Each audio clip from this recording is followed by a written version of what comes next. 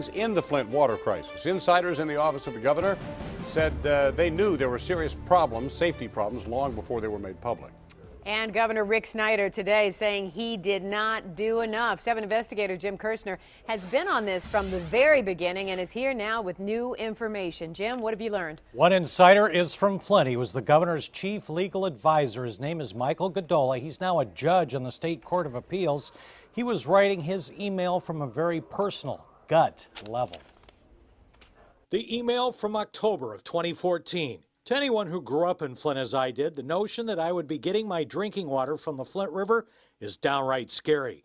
Too bad the EM, emergency manager, didn't ask me what I thought. I'm sure he heard it from plenty of others.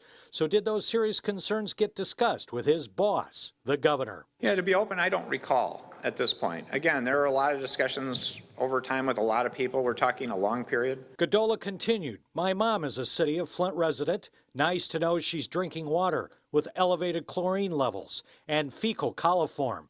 In Flint months later, the water also caused lead poisoning and possibly Legionnaire's disease with 9 deaths. This is one case I didn't get it, Jim, in terms of finding all those threads and putting them together as fast or the way I would have liked to. And that's why I made the point. You learn from the issues you've had in the past, what didn't go right. And this was a failure point. In March of 2015, 6 months before the governor said he knew this was an emergency and took his first action, his chief of staff wrote about cutting a deal, buying some water for the people for a time. $250,000 buys a lot of drinking water, and we could distribute it through the churches while we continue to make the water even safer.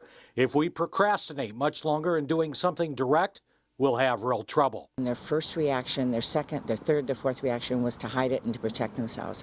And it's gotten worse and worse and worse. Governor says his job is now to fix Flint top to bottom, and he's staying on this job. He will testify before Congress in 3 weeks. This is an effort to get the bad news out of the way now. Will it work? Back to you. All right.